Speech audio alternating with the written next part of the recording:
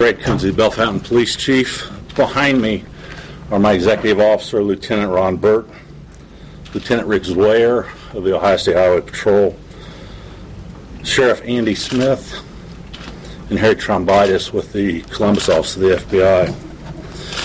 I've got a prepared statement to read. We'll provide copies of it to you afterwards, and we'll take a few questions following that.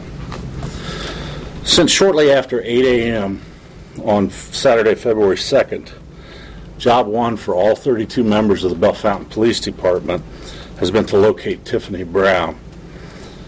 This effort started at the time of the initial report from Tiffany's mother, Deb Neely, with the officer that was dispatched to her residence, and it quickly escalated through Saturday evening into an effort involving multiple patrol and investigative personnel.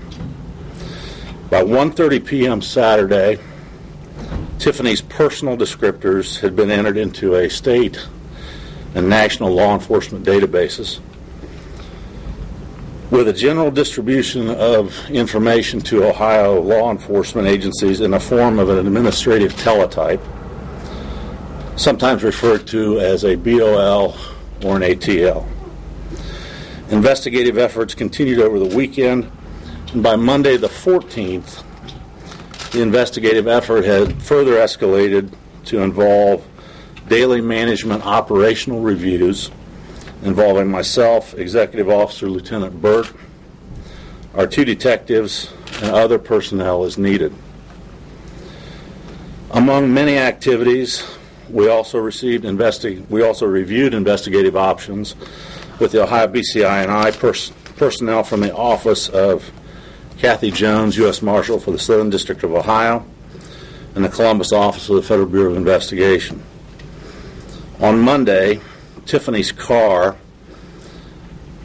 a 1996 Honda pictured on the poster to my left, was located in an apartment complex in the 700 block of East Columbus in Bellfontaine. Officers impounded the vehicle, and detectives utilized investigative assistance from the Ohio Bureau of Criminal Investigation to process the vehicle for any forensic and investigative information. Throughout Tuesday, investigators continued to work exclusively on Tiffany's disappearance, requesting and receiving records, conducting interviews, analyzing information, obtaining search warrants and subpoenas in consultation with our legal advisors in serious criminal matters, which is the Logan County Prosecutor's Office. We're not at liberty today to discuss the contents of investigative seizures. Wednesday brought renewed efforts in conducting interviews, analyzing information, and consulting with allied law enforcement officials and agencies throughout the day. Early Wednesday evening, a red pickup truck, known to be operated by Samuel Littleton II, who you see pictured to my right, was found abandoned on private property in southern Washington Township, which is rural Logan County.